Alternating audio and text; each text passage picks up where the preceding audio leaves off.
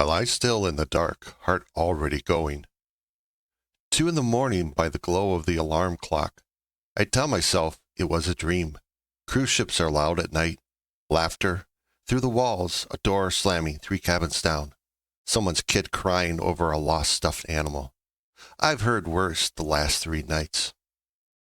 Then it comes again. A scream. Closer this time. Long and ragged, cutting off hard at the end like a hand clamped over a mouth. I sit up, grab my phone off the nightstand, and dial the emergency line printed on the card by the phone. 3 rings, then 4, then a click. And a recorded voice tells me to leave a message after the tone. I don't leave one. I hang up and cross the cabin in the dark, sock feet on carpet, and press my eyes to the peephole. Something's torn through the hallway. A frame print hangs crooked, glass cracked, half off its mount. 2 doors stand wide open across the hall, dark inside. A room service cart lies on its side, further down, silverware scattered across the carpet like something threw it there in a hurry. But there's no movement, and there is no sound. I back away from the door and sit on the edge of my bed, and that's when the last night comes back to me in pieces.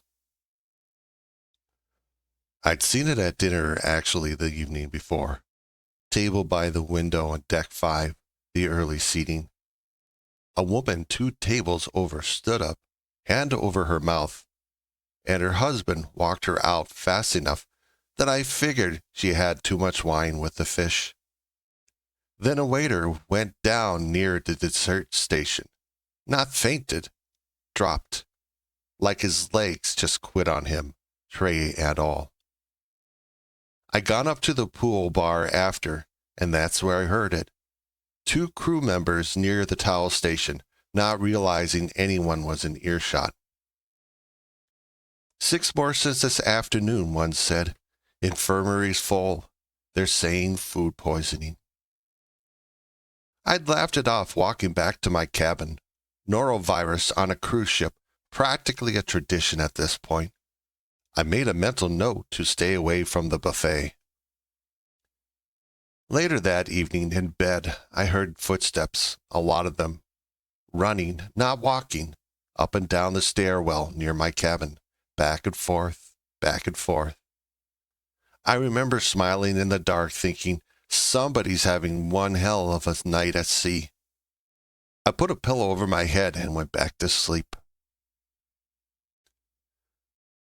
So here I am, standing, holding the door open in my t-shirt and boxers, and step into the hallway before I can talk myself out of it.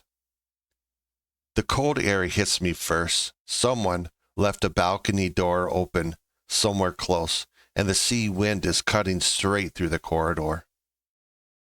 I look toward the open cabins, see bedding torn half off one bed, a shoe alone in the middle of the hallway carpet, no owner in sight. A scream rips out from the stairwell to my left, so loud and so close that I flinch backward to my own door, but it accidentally swings shut behind me with a soft, final click. I grab the handle, but the door is locked. My key card is on the nightstand 4 feet away, but it might as well be 4 miles. I'm alone in the hallway now, in my underwear, with nothing. So I guess I have to move. I head for the stairwell sign glowing at the far end, the opposite direction from the screen, and take it 2 steps at a time down to deck 6, then follow the wall signage toward guest services, security, midship, deck 5. If anyone's still in control of this ship, it's there.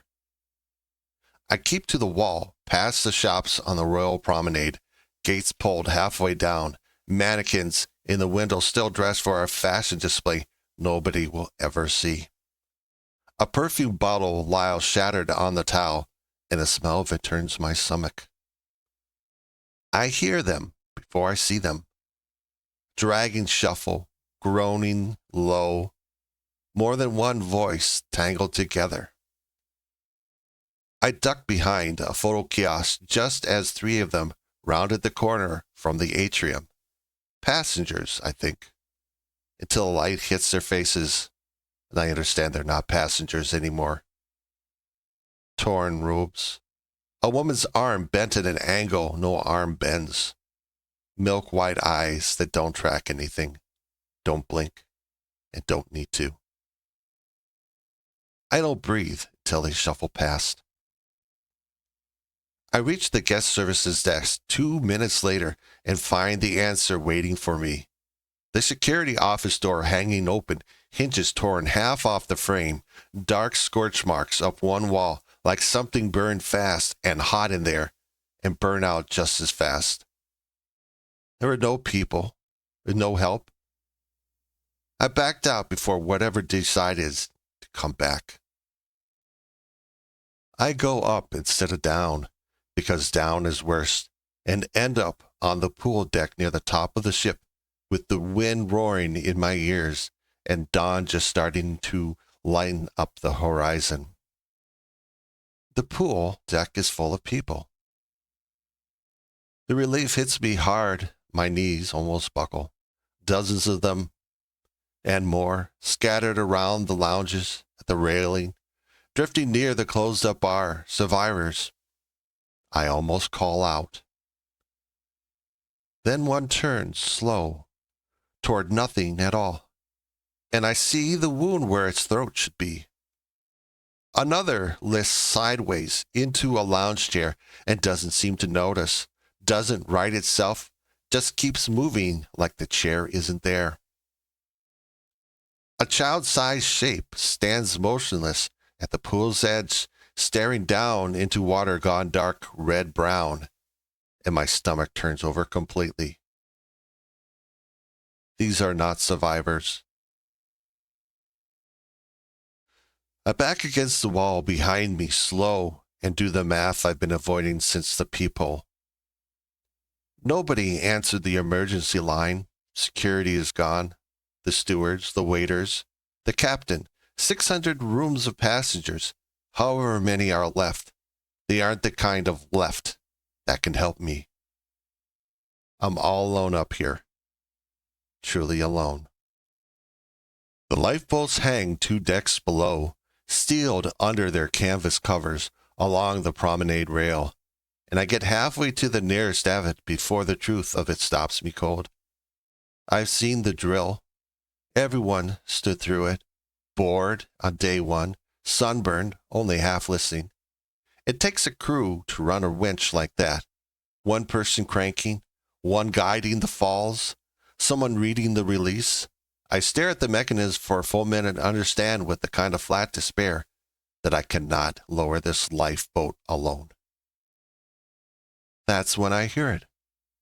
A low thump, thump, thump, rolling in over the wind. A helicopter, low over the water, maybe half a mile out, and coming closer, running a slow search pattern along the ship's wake.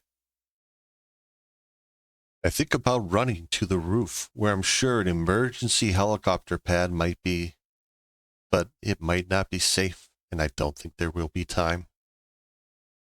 I rack my brain for how to get their attention, searching nearby for a flare gun.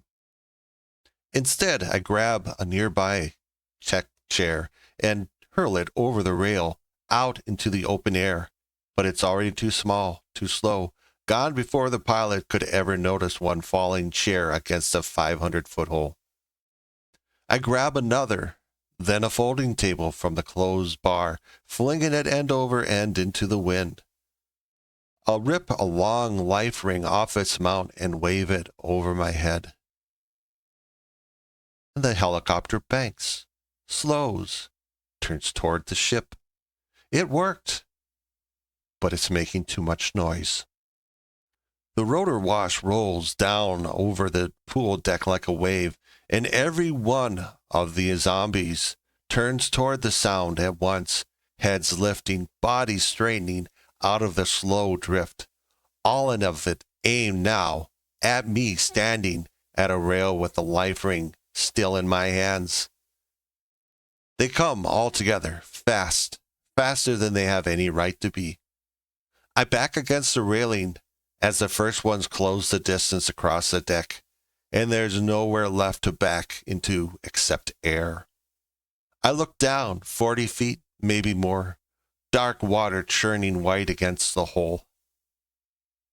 I look back once, a dozen of them, closing in a ragged line, closer with every second, close enough now that I can hear their teeth. I climb over the rail and jump before I can think better of it. The tall fall takes my breath before the water does. I hit the surface hard, fold under, and the cold slams every thought out of my head except for one: swim. I surface, gasping, and above me the deck is already spilling bodies over the rail.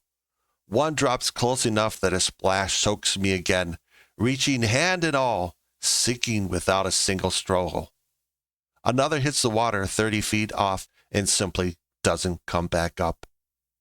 A third clips the side of the hole on the way down and doesn't fall clean at all.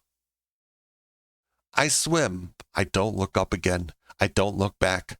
I kick for open water with my lungs burning and the ship's shadow finally sliding off my back, and somewhere behind me, things keep hitting the water like hail. The helicopter rolls in low over the waves ahead of me, and a shape drops from its open door in a clean line, a swimmer, orange suit, cutting through the water toward me fast. My arms give out about the same time the swimmer's hands close around me. I don't remember much of the winch up, wind, noise, a blanket thrown over my shoulders, someone shouting numbers into a radio. I remember the ship sinking below me, small and white and still, turning slow circles in the water, and how strange it looked from up here, clean, sunlit, ordinary, like nothing at all had happened aboard it. I sit on the floor of the helicopter, soaked and shaking, and watch the ship fall away behind us until it's just a white shape on blue water, and then it's nothing at all.